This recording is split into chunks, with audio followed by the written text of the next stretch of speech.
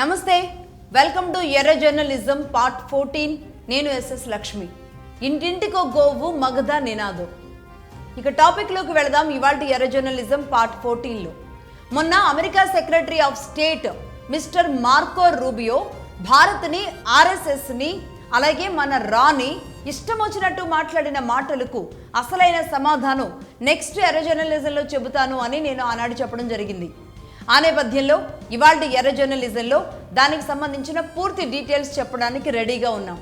భారతదేశం మతం ముసుగులో అకృత్యాలు చేస్తుంది అని అంటారు అమెరికా విదేశాంగ శాఖ మంత్రి. అది పొరపాటున అన్నది మాత్రం కాదు. అమెరికా మెదడులో భారత్పై గూడు కట్టుకుని ఉన్న పగ అది. ప్రతి అమెరికా ప్రెసిడెంట్ భారత్పై నిలువెల్లా విషం నింపుకునే ప్రవర్తిస్తున్నారు అని చెప్పడానికి బెస్ట్ ఎగ్జాంపులే ఇది. రాజకీయ దాడులకు భారత్ అదరడం లేదు, బెదరడం లేదు.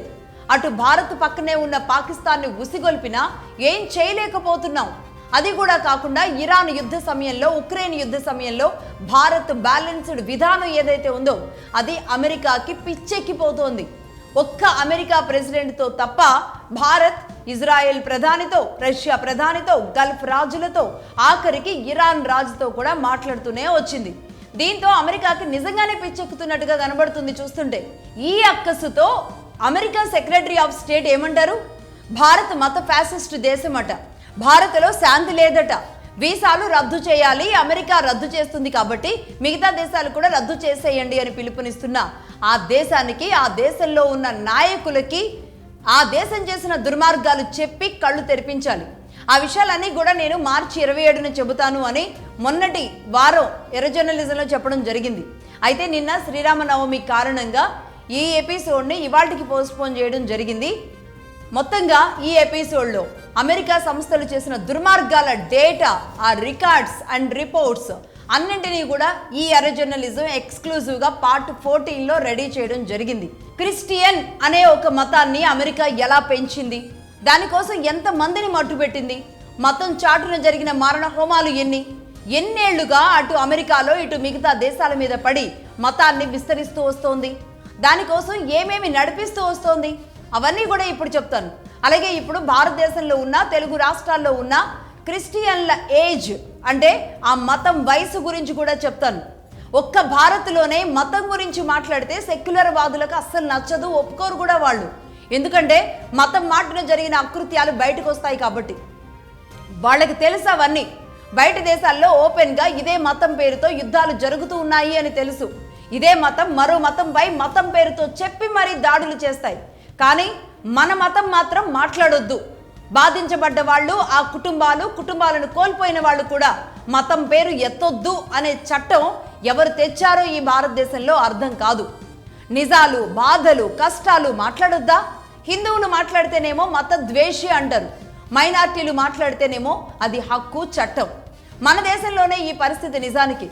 అందుకాదా పక్క దేశం వాడు నీ దేశం గురించి ఈ విధంగా మాట్లాడుతున్నాడు ఈ రోజు అని అడగాలనిపిస్తుంది. యుఎస్ సెక్రటరీ ఫర్ స్టేట్ భారత్ని మతం పిచ్చి దేశం అని ముద్ర వేస్తున్నాడు.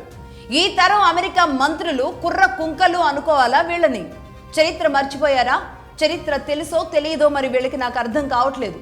ఏ మతంతో అయితే అమెరికా ప్రయాణం మొదలుపెట్టిందో, ఏ మతాన్నైతే యూరప్ క్రూరంగా వాడిందో, ఆ మతం ఎలా విస్తరించిందో అందరికీ తెలియాలి. పైకి కనబడినంత తెలుపు రంగు అంత శాంతిగా, ప్రశాంతతగా కాదు. జీసస్ చేసిన ప్రాణత్యాగం, రక్త తర్పణం అంతా వారు చెప్పుకునేంతలా కాదు. పరిశుద్ధాత్మ అంతా అని చెబుతున్నా శుద్ధంగా కాదు. బైబిల్లోని పశ్చాత్తాపంతోనే దేవుడు నిన్ను క్షమిస్తాడు అని చెప్పినంత మంచితనంగా కూడా కాదు. దళితులు, పేదలు, అంటరాని వారిని దేవుడు హక్కున చేర్చుకుంటున్నాడు అని బైబిల్లో ఉన్న వ్యాఖ్యలులాగా అసలే కాదు. పైకి కనబడే ఈ మాటలు అమాయకపు ప్రజల్ని మతం పేరుతో చెరబట్టడానికి మాత్రమే పనికొచ్చాయి. వారి మతం నుంచి మరో మతం మార్చడానికి మాత్రమే ఉపయోగపడ్డాయి. ఇదే అమెరికాలో, ఇదే యూరప్లో ఇదే మతం, ఇదే తెల్లోళ్ళు చేసిన పూర్తి చరిత్ర ఏంటో మనకు అర్థం కావాలి. జీసస్ బతుకుంటే గనక ఇలాంటి వాళ్ళని ఏం చేసుండేవాడో తెలుసా? ఈ ఎపిసోడ్ అయ్యేలోపు జీసస్ బతికుంటే ఇలాంటి వాళ్ళని ఏం చేసి ఉండేవాడో మీరే చెప్తారు. అందుకే ఇప్పుడు అప్పుడు కాదు, ఏకంగా ఒక 400 ఏళ్ల చరిత్రకి వెళదాం. ఒక 400 ఏళ్ళు వెనక్కి వెళదాం. అమెరికా దేశాన్ని ఆక్రమించిన యూరోపియన్లే తమ మతం విస్తరణ కోసం ఏమేమి చేశారో మతం మారని వాళ్ళని ఎలా చంపుకుంటూ వచ్చారో మనకు అర్థం కావాలి. అది కూడా అమెరికా నుంచే మనం ప్రస్తుతానికి మొదలు పెడదాం. ముందుగా అమెరికాలో జరిగిన జాతి వివక్షలు ఎలా జరుపుకుంటూ వచ్చాయో చూద్దాం. ఈ జాతి వివక్ష పేరుతో జరిపిన మారణ హోమాలు ఎలా జరిగాయో తెలుసుకుందాం. అది 1930 నుంచి 1990. Ku Klux Klan, KKK, white rational religion organization, అంటే తెల్లవాళ్ళు క్రిస్టియన్లు ఒక మత సంస్థ పేరుతో అదే అమెరికాలో KKK అనే పేరుతో జరిపిన దాడులు ఇవి. Religious discrimination, racial discrimination, slave trading అంటే బానిసత్వం, ఇవన్నీ కూడా అమెరికా పేటెంట్లు. అంటే మతం కారణంగా చంపడం, నలుపు రంగు ఉన్నారు అని చంపేయడం, బానిసలుగా చేసి వాళ్ళని చంపేయడం, ఇలా ఇవన్నీ కూడా అమెరికా దేశాలు మొదలుపెట్టిన ఆటలే. ఆ లెక్కలేంటో కూడా ప్రతి ఒక్కటి మనం తెలుసుకోవాలి. అసలు ఇజ్రాయిల్లో క్రిస్టియన్ పుట్టుక, అలాగే మోజెస్ ఎవరు, జీసస్ ఎవరు, ఈ విషయాలు ఆ చరిత్ర గురించి మనం తర్వాత డీటెయిల్డ్గా చర్చిద్దాం. అసలు అప్పుడు జరిగిన సంఘటనలు ఏంటో కూడా మాట్లాడదాం. ప్రస్తుతానికి అమెరికాలో జరిగిన దౌర్జన్యాలు, దాడులు ఈ మతం పేరుతో ఎలా జరుగుతూ వచ్చాయో మాట్లాడదాం. నెంబర్ 1, మొదట మతం కంటే కూడా అమెరికాలో బానిస వ్యాపారం విచ్చలవిడిగా ఉండేది. అదే హ్యూమన్ ట్రేడింగ్ అంటారు. అమెరికాలో మాత్రమే ఉండేది అది హ్యూమన్ ట్రేడింగ్. అంటే మనుషుల్ని ఆఫ్రికా నుంచి కొనుక్కొని తెచ్చుకుని వాళ్ళు చచ్చిపోయేదాకా వాళ్ళతో పని చేపించుకోవడం. అంటే ఒక పశువుని కొని తెచ్చి దొడ్లో కట్టేసినట్టుగా ఉండేది వాళ్ళ బతుకులు. హెలెక్స్ హేలీ రాసిన రూట్స్ అనే బుక్లో ఈ పచ్చి నిజాలన్నీ కూడా ఉన్నాయి. దీని రిఫరెన్స్ కూడా మీరు చూడొచ్చు. తెలుగులో కూడా 7 తరాలు అనే బుక్తో దీన్ని రూట్స్ని అనువదించడం జరిగింది. 7 తరాలు అని తెలుగులో ఉంటుంది దీని పేరు.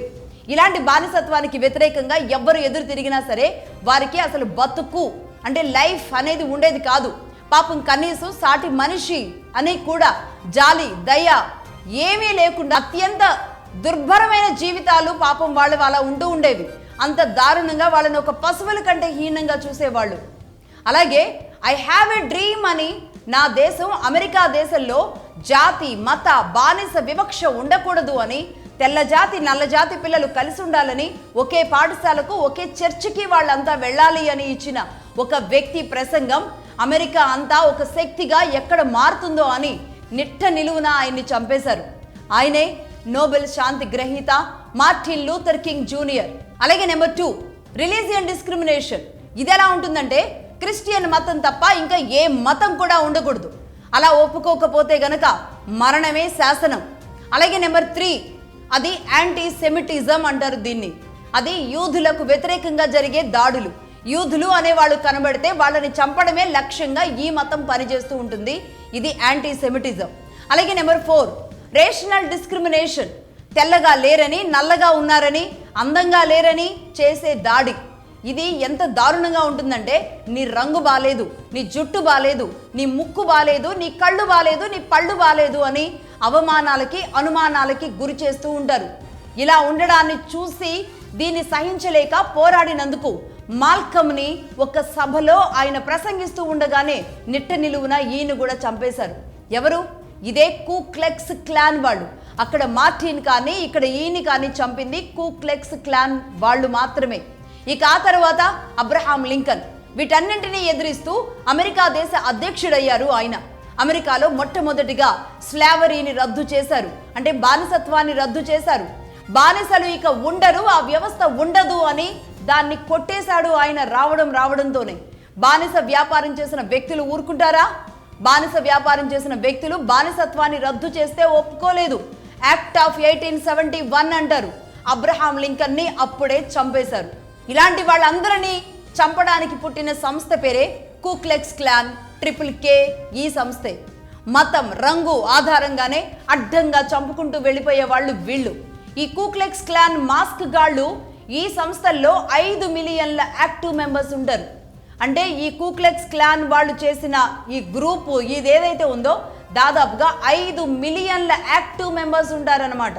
అంటే ఈ మతంలోకి మార్చడం లేదంటే చంపడం. అలాగే కలర్ డిస్క్రిమినేషన్ ఇవన్నీ కూడా చూపిస్తూ ఉండడం. దాదాపుగా 50 లక్షల మంది ఈ టీంలో పనిచేస్తూ ఉంటారు. ఈ KKK సంస్థకి అమెరికాలో అధికారంలో ఉన్న వాళ్లే నడిపిస్తూ ఉంటారు. ఈ సంస్థ మొత్తాన్ని కూడా అధికారంలో ఎవరుంటే వాళ్లే నడిపిస్తూ ఉంటారు. అసలు వాళ్ళ అధికారంలో కూర్చోడానికి కూడా ఈ సంస్థ సహకారమే ఉంటుంది. జాతి వివక్ష, మత వివక్ష, మహిళలపై అత్యాచారాలు, అలాగే ఎదురు తిరిగిన వాళ్ళని చెట్లకి కట్టేసి కాల్చేయడం, ఇవన్నీ వాళ్లే చేశారు. భయంకరమైన దారుణాలు అమెరికా హిస్టరీలో, అమెరికా చరిత్రలో, అమెరికా పుస్తకాల్లో ఎక్కడ చూసినా దొరుకుతాయి, అమెరికా లైబ్రరీలో. ఇలాంటి దాడులను మరి ఏమనాలి? అమెరికాని ఒక ఉగ్రవాద సంస్థ అని అనడానికి ఇది సరిపోతుందా? అసలు ఈ పదం సరిపోతుందా? నల్ల జాతీయుల్ని దాదాపుగా 3446 మంది నల్ల జాతి పౌరులను సజీవ దహనం చేశారు.